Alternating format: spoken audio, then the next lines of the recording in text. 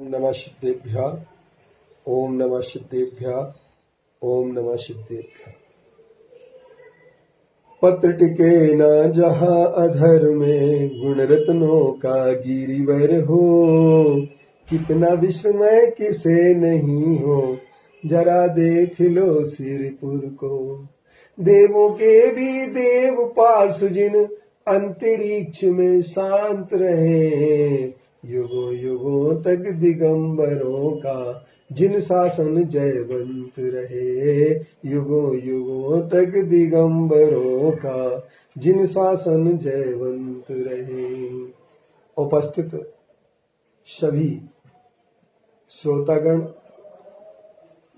दर्शकगण, मूर्छा परिग्रह, मूर्छा का नाम परिग्रह है और मूर्छा जिसके पास होती है वहां परिग्रह होता है। तो कुछ लोग ये कहना चाहते हैं कि हम अगर कपड़े पहने रहे तो क्या मूर्छा समाप्त नहीं हो सकती है, क्योंकि नग्न तो पशु भी रहते हैं, तो क्या उनके मूर्छा का अभाव हो गया, फिर क्या वो परिग्रह से शून्य हो गए। लेकिन ये एक कुतर्क है। जैन दर्शन ने इस संदर्भ में एक ही बात अपनी कही है, वह यह कही है कि मूर्छा परिग्रह जहां कहा गया है, राग द्वेष आदि के परिणाम का नाम परिग्रह कहा गया है। लेकिन जब तक बाह्य वस्तु आपके सामने रहती है, बाह्य वस्तु के रहते कोई भी अंतरंग परिग्रह छोड़ नहीं सकता है। बाह्य परिग्रह छूटने के बाद ही अंतरंग परिग्रह छूटता है। जैसे किसी भी, यदि गिलास में पानी भरा है और गिलास अगर डोलायमान हो रहा है, इधर उधर हो रहा है, तो उस गिलास में रखा हुआ पानी कभी स्थिर नहीं हो सकता है। ठीक इसी तरीके से बाह्य परिग्रह के रहते कोई भी अंतरंग परिग्रह को छोड़ नहीं सकता है। इसलिए जिन बंधुओं ने यह शंका प्रदान उपस्थित की है कि बाह्य परिग्रह जो होता है वह हम त्याग दें तो अंतरंग परिग्रह नहीं छूटता है, लेकिन एक बात ध्यान रखना, जब भी अंतरंग परिग्रह छूटेगा उस समय बाह्य परिग्रह छूटना अनिवार्य होगा। बाह्य परिग्रह के रहते अंतरंग परिग्रह छूट नहीं सकता है। जिस तरीके से यह एक विडंबना सी लोगों के बीच में आ रही है, समझदारी का अभाव सा आ रहा है। जैन दर्शन ने कहीं यह नहीं कहा कि आप वस्त्र को रहते ही आप साधक अपरिग्रही बन सकते हैं।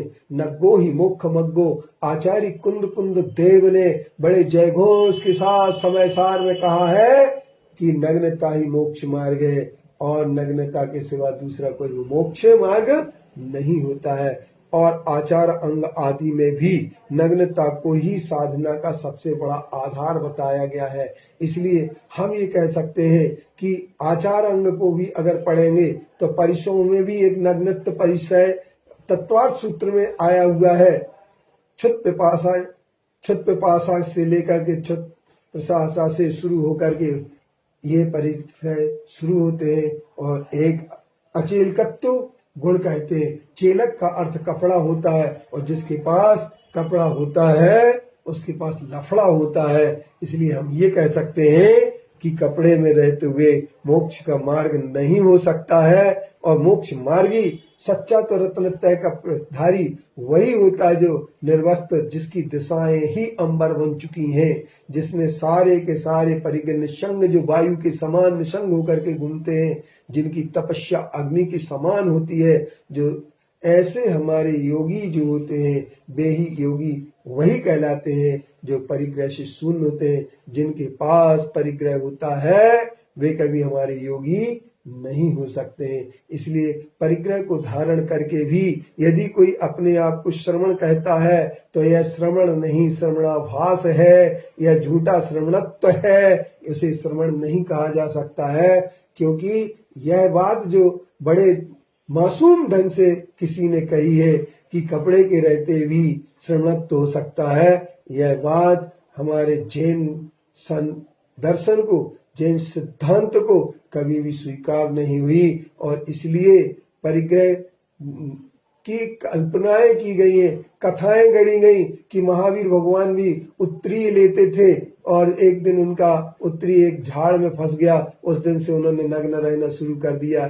एक कपोल कल्पनाएं हैं, जिनने महावीर भगवान का जीवन नहीं देखा, जिनने महावीर भगवान को समझा नहीं है, वे ही ऐसी कल्पनाएं करते हैं। उनके लिए हम ये कह सकते हैं कि वे बहुत सारी दृष्टि से अपने आप में बहुत गलत है, क्योंकि उनके अभी चरित्र और चिंतन का कोई भी आधार नहीं है। यदि चरित्र का निर्माण होता है तो एक सामयिक छेदोपस्थापन परिहार विशुद्धि सूक्ष्म संप्राय यथाख्यात चरित्र कहा जाता है। दिगंबर होने के नाते कपड़े की बात नहीं स्वीकार रहे ऐसा नहीं है, किंतु एक कहानी मुझे भी याद आती है कि एक साधु के पास एक लंगोटी थी और लंगोटी चूहे ने खा ली। तो साधु ने सोचा अब कोई हमारी लंगोटी ना खाए, इसलिए उस साधु ने एक बिल्ली को पाल ली और चूहे सारे तो भग गए, लेकिन बिल्ली म्याऊं म्याऊं करने लगी, भूखे मरने लगी। साधु ने सोचा अब बिल्ली को खाने कौन देगा, तो साधु ने बिल्ली को भोजन कराने की दृष्टि से उसने क्या किया कि एक गाय रख ली। वह दूध देती थी, लेकिन गाय को भोजन कौन दे, ये समस्या आई। तो घास काटने खुद जाने लगे। फिर उसने सोचा अपन घास काटेंगे तो अपन भजन कैसे करेंगे, तो वह उसने एक अपनी ब्राह्मण की पुत्री से शादी कर ली और शादी करने के बाद वह पहले 2 पैर का था, फिर वह 4 पैर का हो गया और उसके बच्चे हो गए तो वह 6 पैर का हो गया और मकड़ी जैसा मकर जाल में उलझता चला गया और उलझते उलझते वह एक दिन जो है घर गृहस्थी वाला बन गया। साधु से अगर गृहस्थी बनाने वाली कोई चीज होती है तो एक लंगोटी होती है। और जैसे एक श्वेतांबर आचार्य ने कहा, पहले जितनी भी मूर्तियां होती थी वो नग्न ही होती थी। इसका मतलब है कि उनके लिए यह पता है बहुत अच्छी तरीके से कि नग्न मूर्ति ही हमारे लिए मान्य है, परंतु यह कंदोरा कचोटा की बात लेकर के जो आए हैं यह उनके लिए परिग्रह की बहुत बड़ी अवधारणा को पुष्ट करने वाला है। अतः मैं कह सकता हूँ कि यदि किसी को अपने देव शास्त्र गुरु पर सच्ची श्रद्धा है और वह महावीर भगवान के मार्ग को समझना चाहता है तो नग्गो ही मुख्य मक्को के सूत्र को आपको ध्यान करना पड़ेगा। ओम शांति, ओम शांति, ओम शांति। आचार अंग की हम कई सूक्तियों को आपके सामने प्रस्तुत कर सकते हैं जिनमें नग्नता की बहुत सारी बातें लिखी हैं।